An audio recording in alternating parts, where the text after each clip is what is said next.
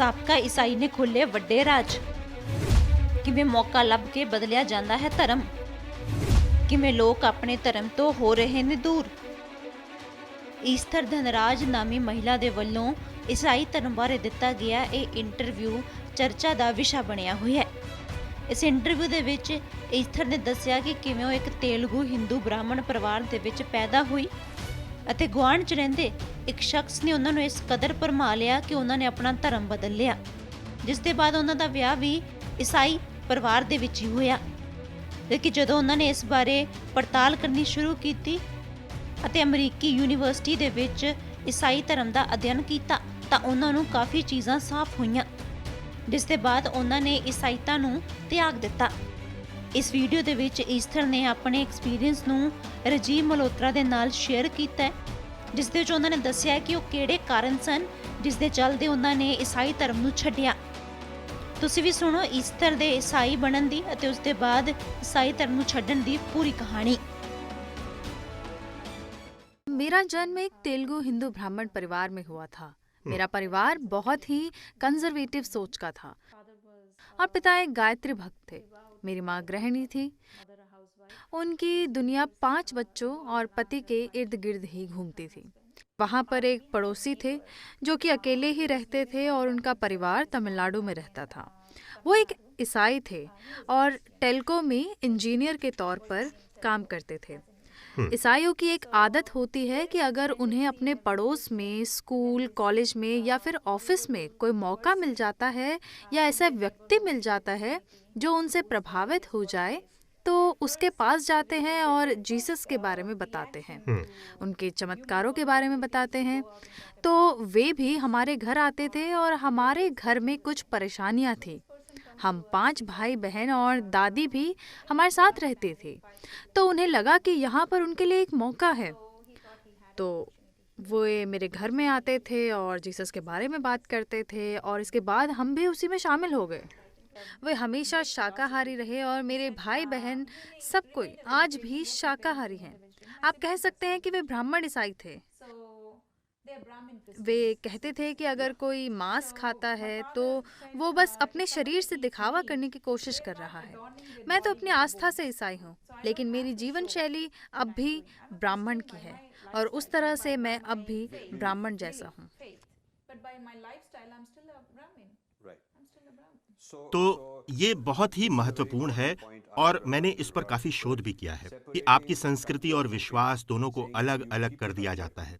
कहते हैं कि आप अपनी संस्कृति को उसी तरह रखिए लेकिन आस्था बदल लीजिए। ये भी उनकी एक रणनीति है जो कि उन्होंने विकसित की। इसलिए बहुत सारे लोग कहते हैं कि वे हिंदू ईसाई हैं या फिर संस्कृति से तेलुगु हैं लेकिन आस्था ईसाई धर्म में है। इस तरह से अब ये एक कारोबार बन गया है, लेकिन ये ठीक नहीं। तो क्या आपके पिता चर्च जाने वाले ईसाई थे? हाँ, वे चर्च जाते थे, बाइबल भी पढ़ते थे। अच्छा, तो वे बाइबल पढ़ते थे और ईसाई धर्म को मानते थे। तो वास्तव में वे ईसाई धर्म में आ गए थे और उनके भाई बहन जो कि परंपरागत रूप से हिंदू थे, वे आपके पिता का बहिष्कार करते थे और उनसे ज्यादा लेना देना नहीं था? जी। ठीक है, ये बहुत ही दिलचस्प बात है। तो आपने अपना धर्म परिवर्तन क्यों नहीं किया? नहीं, हमारे पिता ने हमारा पालन पोषण बहुत ही उदारवादी तरीके से किया और वैसे ही शिक्षा दी। बहुत ही स्वतंत्र माहौल था, तो उन्होंने ये बात हम लोगों पर छोड़ दी थी कि अगर हमें लगता है कि परिवर्तन करना चाहिए तो कर सकते हैं, वरना इसके लिए कोई दबाव नहीं था। तो आपको इसमें कुछ समय लगा? जी। फिर आपने कब धर्म परिवर्तन किया? 17 या 18 साल की उम्र में। तो बाद में आप ईसाई बन गई और आपके भाई बहन? उन्होंने अलग अलग समय पर धर्मांतर। आपके कितने भाई बहन हैं? 4 भाई बहन। तो वे सभी ईसाई धर्म में आ गए और आज तक ईसाई हैं। उन्होंने दोबारा अपना धर्म नहीं बदला? हमने अपने एक भाई को खो दिया जब वह 22 साल का था और वो भी ईसाई था। फिर आपकी शादी हो गई? जी। वो किस धर्म से संबंध रखते थे?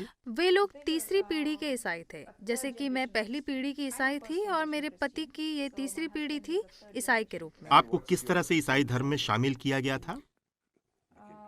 हम बैप्टाइज हुए थे। हम हेबॉन चर्च की मदद से ईसाई बने थे। इसके बाद बाकी के मेरे ईसाई जीवन में मैं पेंटकॉस्टल से जुड़ी रही। नहीं, जब मैंने डिविनिटी का कोर्स पूरा किया तो मैं ईसाई नहीं थी। क्योंकि एक सेमेस्टर में ही मुझे पता चल गया था कि ईसाई धर्म एक तरह का षड्यंत्र है। एक राजनीतिक षड्यंत्र।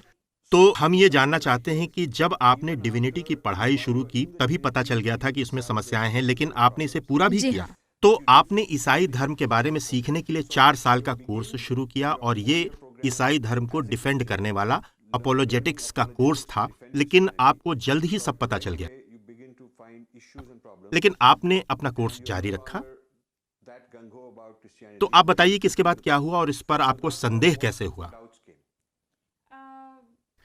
तो मेरे कोर्स में सबसे पहले शुरुआत हुई ओल्ड टेस्टामेंट से। ये वही पुस्तक है। ये वही पुस्तक है? जी हाँ, ये वही पुस्तक है। जी, बहुत बढ़िया। लगभग 2 किलो की है। जी, तो सबसे पहले मैंने इस पुस्तक पर 6 पेपर लिखे और ज़्यादातर पेपर में मैंने ईश्वर के अत्याचारों के बारे में बताया कि कैसे वे कैनानाइट्स का नरसंहार करते हैं और उन्हें समाप्त करते हैं। मुझे जस्टिफाइड करना था कि ईश्वर ने कैनानाइट्स को मारने के आदेश दिए और मैंने इसकी पुष्टि भी की। मुझे इसमें A ग्रेड मिला। यह पुस्तक भी एक अपोलोजेटिक्स द्वारा लिखी गई है और जब मैंने इसे पहली बार पढ़ रही थी तो मुझे पता चला कि बाइबल में कई तरह के अंतर्विरोध हैं। एक ही वाक्य में बाइबल और अंतर्विरोध दोनों लिखा हुआ था। इससे मुझे बड़ा आश्चर्य हुआ क्योंकि पिछले 25 साल में मुझे ये सब पता नहीं चला और मैं हर साल बाइबल पढ़ती थी। बाइबल में अंतर्विरोध नहीं हो सकता था क्योंकि ये ईश्वर की प्रेरणा से बनी थी। और यहाँ मैं वो पुस्तक पढ़ रही थी कि जिसे किसी धर्मशास्त्री ने लिखा है। अमेरिका के किसी विद्वान धर्मशास्त्री ने लिखा और उनका कहना है कि इसमें अंतर्विरोध है। लेकिन मैं तो वहीं रुक गई कि बाइबल में अंतर्विरोध कैसे हो सकता है। लेकिन के बारे में तो बाद में सोचना था। किसी ऐसे ग्रंथ में कैसे गलतियां हो सकती हैं जिसको स्वयं परमेश्वर ने लिखा हो या फिर पुण्य आत्मा ने लिखा हो। मैं जीसस को प्रेम का राजकुमार मानती थी और यही कहा जाता था। तो अगर जीसस शांति और प्रेम के दूत हैं तो उनके धर्म को विस्तार देने के लिए तलवार की जरूरत नहीं थी। और वे स्वयं भी शांति प्रेमी नहीं हैं, शांति से नहीं रहते। हाँ, वे ही शांति से नहीं रहते हैं, इसलिए आप तलवार लेकर जाते हैं और लोगों को मार देते हैं, गांव तहस नहस कर देते हैं, केवल इसलिए कि वे आपके शांति के राजकुमार को नहीं मानते हैं। इस पुस्तक में जादू टोना और शैतान को वश में करना, भूत उतारना सब कुछ है। मुझे इस पुस्तक के बारे में एक चीज अच्छी लगी। इसके लेखक एक धर्मशास्त्री हैं और सारी बातें उसी स्टाइल में लिखी गई हैं, लेकिन फिर भी बिना किसी पक्षपात के इसमें बताया गया है कि चर्च कैसे स्थापित हुए, सब कुछ कैसे हुआ। जब आप कोर्स कर रही थी तो वहाँ और भी विद्यार्थी रहे होंगे, आपके मन में कई तरह के सवाल उठे होंगे। पहले तो आपको आस्था और कर्मकांड के बीच के फर्क को समझ में आया होगा। इसके बाद जो आधुनिक सिद्धांत हैं और उनके रहन सहन में फर्क दिखा, वे जिसे नैतिक जीवन कहते हैं, दरअसल वो वैसा नहीं था और इन सब बातों से आपको समस्या हुई। लेकिन वहाँ आप केवल एक स्टूडेंट नहीं थी, आपके अलावा बहुत सारे लोग थे। कई लोग ऐसे थे जिनका वहाँ पर विश्वास खो गया है और उन्होंने ईसाई धर्म को छोड़ दिया। Bureau report, Dainik Savera TV. All world open challenge 17 time gold medalist Mian Rafiq Mohammad, पंडित, मौलवी, बेगम, तांत्रिक, इन्हां चोरा ठग्गां तो सावधान। स्पेशलिस्ट वशीकरण, सट्टा नंबर, लव मैरिज, पति पत्नी च अनबन, विदेश च पक्का होना, कारोबार दा ना चलना, सिर्फ 31 घंटियां विच समाधान। फ्री फ्री फ्री मियां रफीक मोहम्मद। मोबाइल 84 374 94 647 84 374 94 648। ਸਿਆਸਤ ਵਪਾਰ ਧਰਮ ਅਤੇ ਫਿਲਮ ਜਗਤ ਦੇ ਨਾਲ ਹੁਣ ਕੈਨੇਡਾ ਤੇ ਅਮਰੀਕਾ ਦੀ ਹਰ ਵੱਡੀ ਖਬਰ ਦੇ ਲਈ ਹੁਣੇ ਡਾਊਨਲੋਡ ਕਰੋ ਦੇਸ਼ ਦੀ number 1 news app Dainik Savera Times.